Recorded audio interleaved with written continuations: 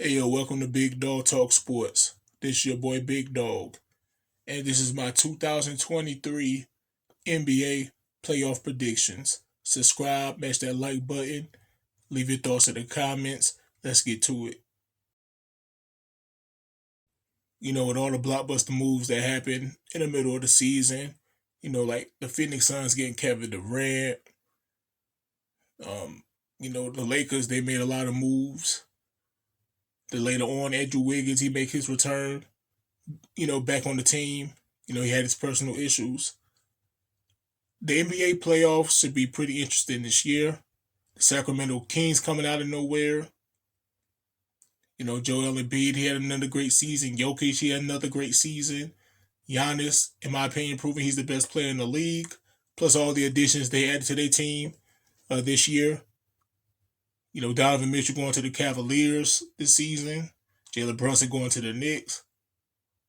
This could be a pretty good postseason to watch, man.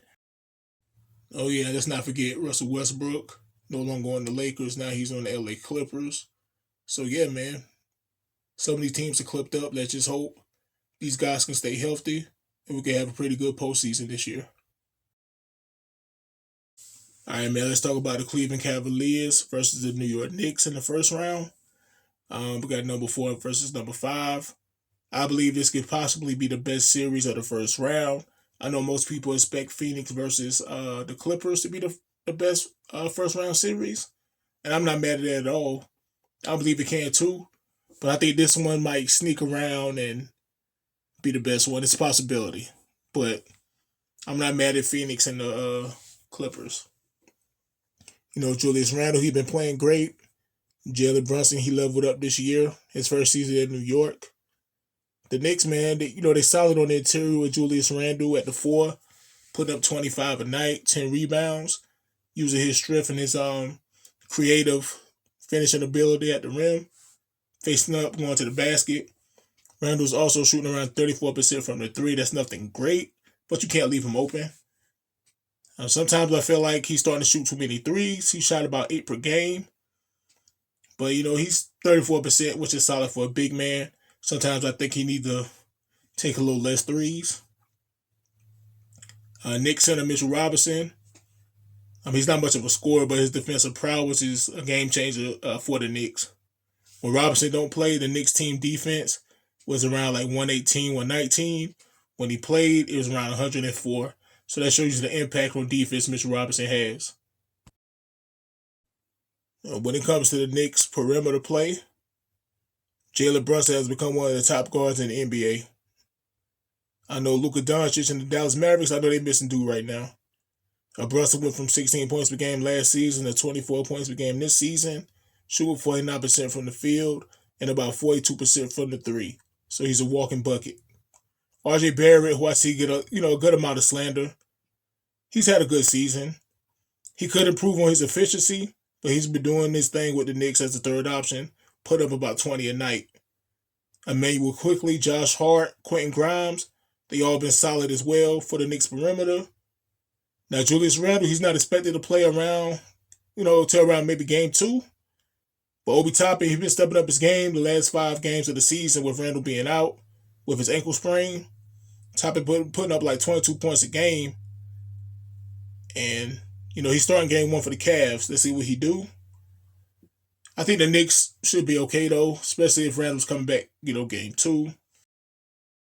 I believe they have enough firepower to win that one game without Randle. They have enough firepower. They can get it done. I do believe Cleveland will win the first game, but the Knicks, I won't be surprised if they get it done. Now, as solid as the Knicks guard and wing players have been, I believe the Cavaliers can match them. Hell, I feel Donovan Mitchell will be the best player on the court for either team. He puts the ball in the basket with no problem. And his running mate at point guard, Darius Garland, is a baller too. He's putting up 22 points, 8 assists every night. Caris LeVert, who hasn't been the same Caris LeVert since his days in Brooklyn and Indiana. But around the last 10 games of the season, and man, it's like he's coming back to himself, man. So watch out for Caris LeVert. Caris LeVert been balling. Now, as good as the Knicks guard and wing play has been, I believe the Cavaliers can match them. Hell, I feel like Donovan Mitchell is the best player on the court for either team. Um, Putting the ball in the basket is not a problem for the Spider. His running mate, Darius Garland, is a baller too. 22 points, 8 assists every night. Caris LeVert, who hasn't been the same Caris LeVert, that was in Indiana and Brooklyn. But if you've been paying attention towards the end of the season, Caris LeVert he'd been back to his normal self towards the end of the season. So don't look at his final stats. Like, look what he's been doing about the last, I guess, 8 or 9 games or so. So yeah, watch out for LeVert, man. And let's talk about the big men. You got second-year player Evan Mobley, who's the best all-around defender on the team. And the Cavaliers overall is one of the best, if not the best, defensive team in the NBA. Fun fact for Evan Mobley, he's the NBA leader for defensive win shares. So for him to be 21 years old, be this dedicated on defense, in an era where defense is not really played like that anymore, gotta salute him on that. And Mobley, he does play both sides of the ball very well. He's efficient, putting up 16 points a night. So don't think he's just out there for defense. He can put the ball in the basket too. You have Jared Allen. Just like Mitchell Robinson, he's a force on defense playing at the 5. Jared Allen is only like 6'9", but defensively he plays like he's 7'1". I believe the Knicks and the Cavaliers are pretty much an even match. But I think the Cleveland Cavaliers defense is going to put them over the edge. I have the Cavaliers going all 7 games, with Cleveland winning it on their home floor game 7. So my predictions is the Cavaliers winning 4 games to 3. All right, so let's take it to the West Coast. We have the Sacramento Kings versus the Golden State Warriors. I am expecting a lot of points to be scored in this series. We have the 2 highest scoring teams in the NBA going at it. The Sacramento Kings averaged about 121 points per game, while the Warriors was putting up 119. The Kings are the surprise of 2022-2023. Shout out to Coach Mike Brown, who should be the clear NBA Coach of the Year. And salute to Lindsey Harden. She's an assistant coach. Shout out to the women. Lindsey Harden. Maybe she'll become a head coach in this league. Maybe become the first head coach. I know Becky Hammond, she's been doing her thing in the coaching circles of the NBA. But salute to Lindsey Harden being a part of this. She's a legendary point guard from Duke University, played in the WNBA as well. So salute to Lindsey Harden. I would like to see her become an NBA coach, maybe a few years from now, if she has what it takes, and I believe she does. But we'll see. But back to this series. Sacramento, they won the division title for the first time in 20 years. That's way back in the Chris Webber era. DeMontis Sabonis, De'Aaron Fox. They did a great job leading these guys to the 3rd best record in the West. But I think this is where it stops. The Warriors, they are a fake number 6 seed. A fake number 6 seed. They are the defending NBA champions. They had a lot of injuries. Their second best player, well, in my opinion, their second best player, Andrew Wiggins, he was out for personal matters for most of the season. He's back. Curry, he's healthy. The Warriors, for the most part, are healthy. The Warriors have the roster to go for another title run. I think they're going to be too much for the Kings, man. I have the Warriors win this series and say 5. It can't go 6, but I got the Warriors win this series in 5. Golden State 4 games to 1. Salute to the Atlanta Hawks for beating the Miami Heat in the play-in to make it to the playoffs. I don't see them doing too much with this Boston Celtics team. You can argue that the Boston Celtics have the best roster in the NBA. Jason Tatum is a first-team All-NBA player, in my opinion. Jaylen Brown is no doubt one of the top off guards in the league. They added Malcolm Brogdon. They just got too much for him. The Celtics defense is incredible. They have a roster that can make another run to the NBA Finals. Atlanta's backcourt can be dangerous with Trae Young and Javonte Murray, but I don't see them competing with Boston too much. Maybe they could get a game. I got the Celtics winning the series 4-1. Next, we got the Brooklyn Nets versus the Philadelphia 76ers. I ain't gonna hold you, man. I got the Sixers sweeping the Brooklyn Nets 4-0. Actually, the game on now, and Philadelphia's winning right now. Harden just put Spencer Dinwiddie on skates. But I got Philadelphia sweeping Brooklyn. All right, next we got the Miami Heat versus the Milwaukee Bucks. The Milwaukee Bucks clearly has the best team on paper. They have the best player in the NBA with Giannis Antetokounmpo. But games are made to be played. The Miami Heat will put up a fight. Jimmy Butler is a fighter. He's a warrior. He's a leader. Jimmy's not a superstar talent, but he has the heart of a superstar. And that's why a lot of people that watch NBA basketball respect Jimmy Butler. And people think Miami's just gonna lay down and just die. They crazy, man. Not only because of Jimmy Butler's leadership, because of Coach Erik Spoelstra. He's a very good coach, man. I don't think he gets enough credit. I see people think the Bucks just gonna wash Miami. Now, don't get me wrong, I got the Bucks winning the series, but I don't think it's just gonna be a total wash. I'd be surprised if it does. I actually have Miami winning 2 games in this series, man. I think it's gonna be a dogfight, but the Bucks is gonna win. I got Giannis leading the Bucks, to a 4-2 series win over the Miami Heat in the first round. Let's go back to the West Coast. We have the Minnesota Timberwolves facing the Denver Nuggets. I don't see the series being too competitive, to be honest. Shout out to the Timberwolves for making it to the playoffs. But I don't see them winning more than 1 game against Jokic and the Nuggets. Actually, I don't really see them winning a game. But they are a professional team. They do have Karl-Anthony Towns and Anthony Edwards. So I can see them winning at least 1. But I think the Nuggets is going to be too much, man. Nikola Jokic, Aaron Gordon, Jamal Murray, Michael Porter Jr. They're a pretty good bench. Everybody's healthy right now. I want to say 4-0 Nuggets way. But it might be a gentleman sweep 4-1. I just don't really see the series being too competitive. All right, next, man, we're going to talk about the Memphis Grizzlies and the Los Angeles Lakers. This is going to be pretty interesting, especially with the stuff that went on with the Lakers and the Grizzlies and Shannon Sharpe and all that. That time the regular season. Anthony Davis and LeBron James, they have the talent to carry the Lakers far in the playoffs. But I think the Grizzlies are the better team. The Lakers have a roster to make a deep run. But I think Ja Morant, Jaren Jackson Jr., I think they're going to hold off the Lakers.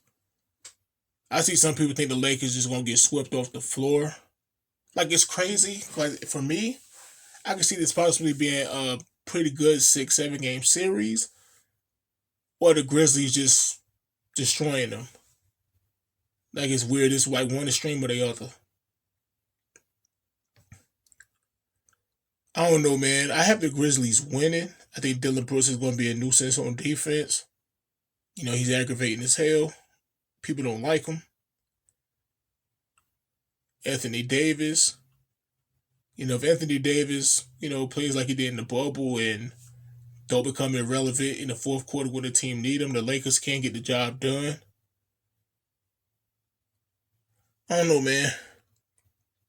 LeBron James, he's not really a defender. He doesn't even try to defend sometimes. And it's crazy because I've seen moments where the Lakers can lock a team down on defense. That's crazy. So I just don't know which Lakers we're going to get. Is it going to be the LeBron James who's just going to score a bunch of garbage bucket points, or is Anthony Davis going? If the Lakers let the offense go through Anthony Davis and LeBron not jack up too many unnecessary shots, because he does sometimes. Let's not act like he don't. The Lakers can win the series, but I think the Grizzlies are a better team. Like, I'm not gonna be shocked if the Lakers do win. But I just don't know which Lakers I'm gonna get, man. Because when the Lakers try on defense, I've seen where they can shut a team down. Maybe not the whole game, but there'd be moments where like the team just stuck. But when it comes to the Grizzlies, they can do the same thing as well. Ja Morant is one of the best point guards in the NBA. Jaren Jackson Jr., I think go ahead and give him his Defensive Player of the Year trophy. I don't know, man. This is kind of crazy. I could either see the Lakers getting swept and just mopped away. I can see this a tough competitive series where the Lakers could possibly win.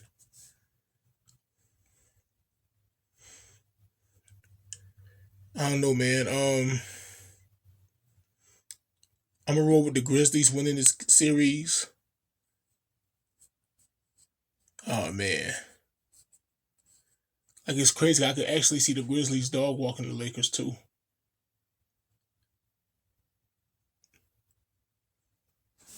I don't know, man.